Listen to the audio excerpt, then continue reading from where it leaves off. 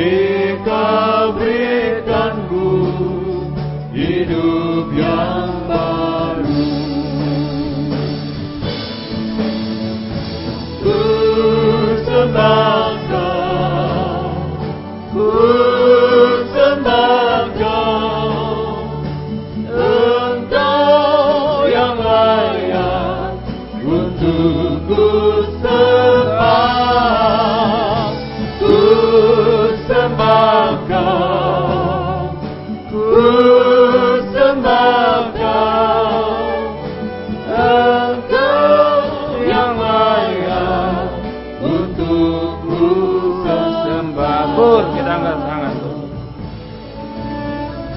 Ku sembah Kau, ku sembah Kau, Engkau yang layak untuk ku sembah.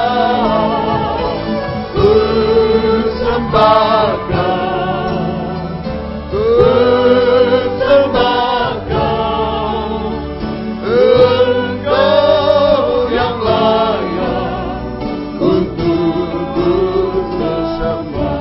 Ku sembah Kau, turunkan tangan. Ku sembah Kau, ku sembah Kau, Engkau yang layak untuk ku sembah. Ku sembah Kau, ku sembah Kau, Engkau yang layak untuk ku sembah. Haleluya. Hanya Engkau yang patut kami agungkan, kami tinggikan Tuhan. Sebab Engkau selalu memperhatikan kehidupan kami. Engkau selalu menjaga, melindungi kami. Terlebih teristimewa Tuhan, Engkau selalu memberikan kesempatan kepada kami untuk bisa beribadah, melayani Tuhan. Sebab kami percaya lewat ibadah pelayanan kami, Engkau memberikan jaminan kepastian atas hidup kami. Baik jaminan untuk hidup sekarang, masa depan kami di dunia, sampai hidup kekal selama-lamanya. Itu sebabnya Tuhan, biarlah sungguh-sungguh kami memanfaatkan kesempatan untuk selalu beribadah dan melayani Tuhan. Terima kasih Tuhan. Ibadah pelayanan ini tidak ada arti tanpa kehadiran-Mu Tuhan. Itu sebabnya biarlah Engkau hadir di tengah kami untuk membukakan firman-Mu bagi kami semua. Nyatakan apa yang menjadi kehendak-Mu atas hidup kami, apa yang menjadi kebutuhan kami masing-masing malam ini. Bukakanlah lewat firman-Mu Tuhan. Terima kasih, terima kasih. Kami manusia biasa yang banyak kali sulit untuk menerangkan firman yang suci, sulit untuk menerima firman yang suci dan agung. Tapi biarlah urapan Roh-Mu yang suci menguasai kami semuanya, mulai dari hamba Tuhan. Oh, untuk bisa menyampaikan firman dengan jelas, dengan benar dan murni, menyampaikan firman sesuai kehendak-Mu, menyampaikan firman dengan kasih sayang-Mu. Biarlah firman-Mu adalah jawaban atas hidup kami. Firman-Mu adalah pernyataan kasih-Mu di tengah-tengah kami sekalian Tuhan. Dan urapi pula kami semua, baik yang ada di sini, yang mendengar siaran langsung, radio, video, internet, kaset, VCD, dimanapun berada Tuhan. Urapi semua untuk mampu mendengar firman dengan baik, mengerti, percaya, yakin akan firman, bahkan mampu mempraktekkan firman-Mu dalam setiap hidup kami. Sehingga nyata malam ini firman dan perjamuan suci sungguh-sungguh merupakan uluran tangan Tuhan di tengah kami. Tangan yang berlobang paku menjamah kami semua, mengubahkan, memuaskan, menolong kami, menghapus air mata kami, sehingga kami tidak ragu-ragu mengangkat dua tangan kami kepadamu Tuhan. Kami bisa menyembah-Mu Tuhan. Kami bisa menyerahkan hidup kami, nikah, rumah tangga, masa depan Tuhan, pelayanan, setiap detak jantung kami. Hanya dalam tangan kemurahan belas kasih-Mu kami merasa aman, tentram, bahagia. Dalam pelukan tangan-Mu di tengah dunia yang sudah bergelombang Tuhan, kami tetap tenang di dalam Engkau. Terima kasih. Terima kasih Tuhan. Terima kasih, syukur aja kepadamu. Terima kasih Tuhan. Kuasa-kuasa iblis setan selalu mengganggu, menggoda, merintangi saat kami mendengar firman, saat perjamuan suci, saat berdoa menyembah Engkau Tuhan. Oh, lewat roh ngantuk, roh najis, keras hati, main-main, kami usir semua dalam nama Yesus. Pergi. Darah Yesus berkuasa. Tuhan tolong kami. Tuhan berkemurahan bagi kami semua. Tuhan berbelas kasih bagi kami. Gereja-gereja lain, persekutuan lain yang bersamaan dengan kami beribadah kepada Tuhan malam ini, Tuhan memberkati mereka seperti Tuhan berkati kami. Terutama satukan dalam satu pengajaran firman yang benar, yang membawa kami dalam satu kesatuan tubuh yang sempurna. Dan Engkau segera datang kembali kedua kali. Terima kasih Tuhan. Mohon belas kasih-Mu, kemurahan-Mu juga saluran internet Engkau tolong, baik video, radio. Mohon kemurahan-Mu, mohon jamahan tangan-Mu Tuhan. Terima kasih. Dalam nama Tuhan Yesus Kristus kami sudah berdoa. Haleluya. Amin. Silakan duduk kembali.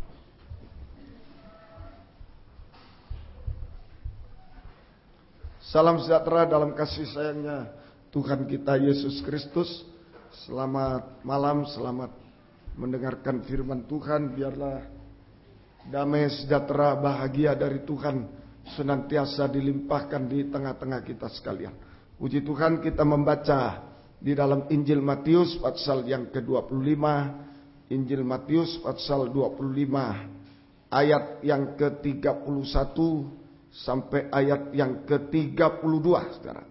Matius pasal 25 ayat 31 sampai ayat yang ke-32. Apabila anak manusia datang dalam kemuliaannya. Ya, apabila anak manusia datang dalam kemuliaannya. Dan semua malaikat bersama-sama dengan dia. Ya. Maka ia akan bersemayam di atas tahta kemuliaannya. Ya, ia akan bersemayam di atas tahta kemuliaannya. Itu di ayat 34 disebutkan, dan raja itu bersemayam sebagai raja segala raja, ya, ayat 31. Ayat 32, lalu semua bangsa akan dikumpulkan di hadapannya. Semua bangsa akan dikumpulkan di hadapannya. Dan ia akan memisahkan mereka yang seorang daripada seorang, sama seperti gembala memisahkan domba dari kambing. Sama seperti seorang gembala memisahkan domba dari kambing. Memisahkan domba dari kambing. Jadi pada saat kedatangan Yesus kedua kali, maka Yesus tampil dalam dua penampilan. Pada saat kedatangan Yesus kedua kali, maka Yesus tampil dalam dua penampilan. Yang pertama, ayat 31 diterangkan ayat 34. Itulah Yesus tampil sebagai raja di atas segala raja, yang memerintah di atas tahta kemuliaan. Ini penampilan pertama, ayat 31 diterangkan ayat 34. Yesus tampil sebagai raja di atas segala raja, yang memerintah, bersemayam, memerintah di atas tahta kemuliaan. Memerintah, itu raja, memerintah, ya, di atas tahta kemuliaan. Nah, kita sudah belajar, kalau Yesus tampil sebagai raja yang memerintah di tahta kemuliaan, maka kita harus tampil sebagai raja-raja. Orang yang menang, raja-raja. Pada hari Selasa, raja-raja itu orang yang diurapi Roh Kudus, orang yang menang atas dosa, daging, dunia. Orang yang menang atas dosa, daging, dan dunia. Oke, ya? Ini. Sehingga kita juga bisa bersemayam. Kita bisa juga duduk di takhta kemuliaan bersama Tuhan. Jadi ini, Yesus tampil sebagai raja di atas segala raja, yang memerintah di atas takhta kemuliaan. Maka kita harus tampil sebagai raja-raja. Orang yang diurapi Roh Kudus, orang yang menang. Orang yang menang, ya, orang yang menang. Itu supaya kita juga bisa tampil di takhta kemuliaan bersama dengan Tuhan. Ini penampilan yang pertama. Kemudian penampilan yang kedua, Yesus tampil sebagai gembala. Ayat 32. Lalu semua bangsa akan dikumpulkan di hadapannya dan ia akan memisahkan mereka seorang daripada seorang, sama seperti gembala memisahkan domba dari kambing. Gembala memisahkan domba dari kambing. Nah, ini Yesus tampil sebagai gembala. Yesus tampil sebagai gembala. Dia juga raja segala raja, tapi dia juga tampil sebagai gembala. Maka kita harus tampil sebagai domba-domba yang tergembala. Kalau Yesus tampil sebagai raja segala raja, kita tampil sebagai raja-raja yang berkemenangan. Kalau Yesus tampil sebagai gembala, maka kita harus tampil sebagai domba-domba yang tergembala. Domba yang tergembala, sehingga kita tidak tersesat dan terhilang, sehingga kita tidak tersesat dan tidak terhilang. Itu kambing nanti, ya, dipisahkan kambing itu tidak tergembala, kehidupan tidak tergembala nanti dipisah kambing itu, ya, baik itu suami istri, anak orang tua, kakak adik, satu gereja, dipisahkan antara domba dengan kambing. Domba itu yang tergembala, kambing tidak tergembala. Ya, jadi kita tampil sebagai domba-domba yang tergembala supaya tidak tersesat dan tidak terhilang, tetapi bisa mengikut Yesus Gembala Agung sampai di takhta kemuliaan. Jadi ini kita harus tampil sebagai domba-domba yang tergembala, sehingga tidak tersesat dan tidak terhilang, tetapi tetap mengikut Yesus, bisa mengikut Yesus sampai berada di takhta kemuliaan. Penting hari-hari ini soal penggembalaan. Ya, kita menjadi domba-domba yang tergembala. Kita lihat tentang penggembalaan malam ini dalam Keluaran, macam-macam penggembalaan ini dalam Alkitab. Kita lihat dulu dalam kitab Keluaran pasal 3, ini cerita tentang Musa, itu juga menyangkut penggembalaan juga. Mari, Keluaran pasal 3, kitab Keluaran pasal 3 ayat 1. Keluaran Adapun 3 ayat Musa, 1. Ya. Ia biasa mengembalakan kambing domba Yitro. Biasa, tekun. Ya. Adapun Musa, ia biasa menggembalakan kambing domba Yitro, mertuanya Imam di Midian. Ya.